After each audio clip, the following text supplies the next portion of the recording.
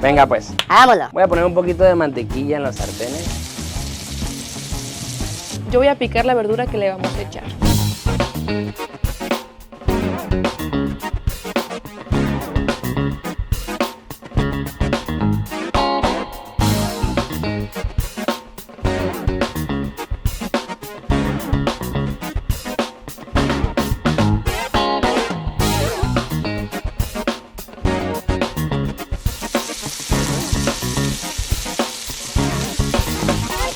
Ya vienen estos pequeños con mucha hambre. Chiquitos, vengan para acá.